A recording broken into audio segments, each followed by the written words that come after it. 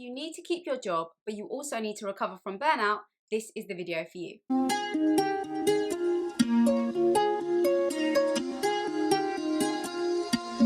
Hi guys, welcome back to our channel. I'm Yasmin and I'm Nadia. If you haven't subscribed yet, be sure to hit the subscribe button below and the bell so you're notified every time we upload a new video on how to transform your life from stressed and unfulfilled to joyful and balanced. Yasmin and I have worked in many environments, from law firms whilst we're doing our law degree, to property management, to insurance brokers, and whilst the responsibilities in all of these jobs were different, there was one factor in common, and that was our burnout. Once we realised that burnout is rarely about your job, but more about you, we learned the best ways to recover from burnout while still maintaining our responsibilities, and we're going to share how you can do this today. Before we go into these tips, we want to highlight that these tips will not apply to you if you are in a highly toxic or triggering environment that you're struggling to manage. If your workplace is causing you unhappiness, triggering you, or disrupting your emotions to such a degree that you are struggling to cope, your health is deteriorating, you dread going into your job every day, you're constantly disrespected or unfairly treated,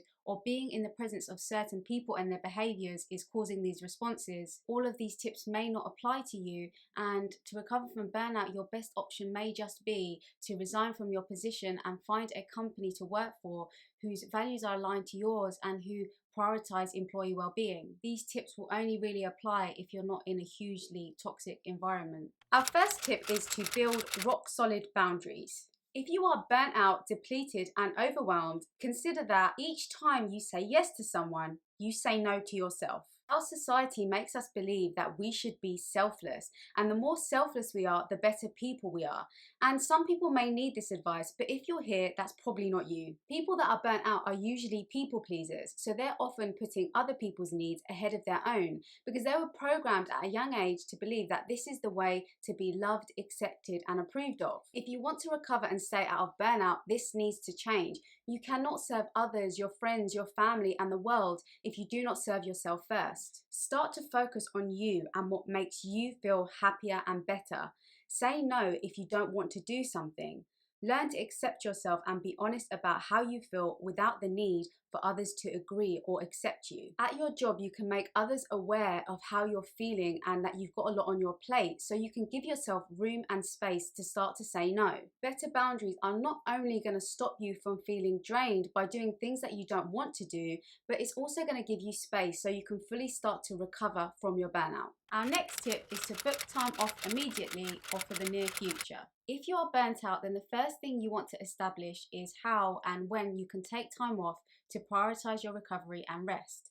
You cannot recover from burnout without resting. If you're still working your job while you're burnt out, then not only are you likely to be physically, emotionally, and mentally exhausted, you're probably getting impatient and irritated with your colleagues, overreacting to situations in the workplace, and at risk of causing hostility and conflict, which will only worsen your situation and the way you feel. You want to therefore book time off immediately so you can rest, reset, and prevent yourself from feeling any worse. If you can't book the time off straight away, then take it as soon as you are able to. Booking future annual leave can still help massively because you start to relax a bit and feel slightly less overwhelmed knowing that you have time approaching to decompress and deal with the burnout you're facing. A week off from work and your normal routine can help you recover tremendously, as it breaks the negative momentum you may have built in your workplace, and your habits can give you a different perspective on things, and you can use the time to rest and recover,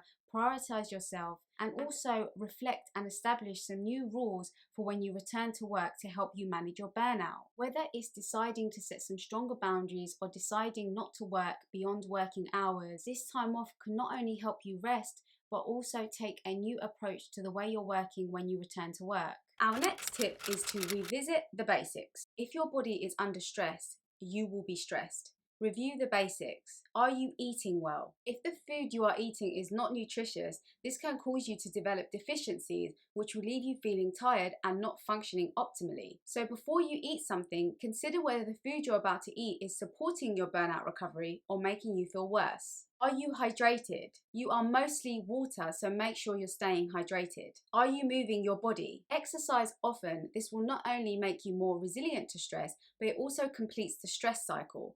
We go over the stress cycle and the importance of completing the stress cycle in our video, Stress Management Tips, which we'll link down below. Exercise will also provide your body with more oxygen, which acts as a food source for your body and will give you more energy. Are you sleeping enough? If you are not getting enough sleep or you have an inconsistent sleep schedule, this will add to the stress in your body. Address these points so you can increase your energy levels so you can tackle the day, recover from burnout, while still maintaining your responsibilities. Our third tip is don't let your mind and thoughts keep you in burnout. There is no way of recovering from burnout without elevating your negative thoughts, words, and beliefs. Your thoughts are either contributing to your pain or your healing. You are creating your future with each one, so you want to manage them. You cannot constantly repeat things like, I'm always burnt out, I can't do this, I'll always be this way, there's something wrong with me, and recover and rest your system at the same time. With each statement, you're literally programming your mind to make these things happen and generating emotions as a response to these thoughts and statements. With this in mind, you want to change what you're saying to yourself, remove any self-critical statements, and start to say and visualize what you want to happen. Whether you imagine or say to yourself, I feel at ease, I do things joyfully, my mind is clear and my body is healed. If you continue to instruct your mind and body with these statements, it will respond to your instructions and you'll start to feel a shift in your thoughts, feelings, and emotions. Our final tip is to connect with yourself and create safety in your body. It is now more well known that those who have experienced childhood trauma are at higher risk of experiencing burnout. Unresolved trauma can result in lack of self-worth, which impacts our ability to set healthy boundaries, prioritize ourselves, and feel safe and grounded in our body. The more safe and grounded you feel in your body, the easier it will be to apply these tips that we have given you and to build confidence to change your life. To connect with yourself, get out of any survival mode by creating safety in your body. Practice things like yoga, presence, exercise, meditation, and breath work. When you do these things with complete presence, you will start to become more conscious and aware of your thoughts and emotions. You will eventually become so tuned in, you will know exactly what makes you feel good and what doesn't. You will be able to tune in to what is draining your energy and contributing to your burnout, and what is uplifting you and will help you in your recovery. You will start to become aware of the limiting beliefs that are keeping you stuck in burnout so you can recondition them and you can make the changes in your life that you need to make. If you want to dive deeper into increasing your self-worth and reconditioning your mind, we do recommend our free masterclass called Burnout to Balance, which we'll link down below and will take you through a step-by-step guide on how to do this. That's it for today, guys. We hope you enjoyed the video. If you did, please like, share, subscribe, and comment. And until next time, thanks for watching. Bye.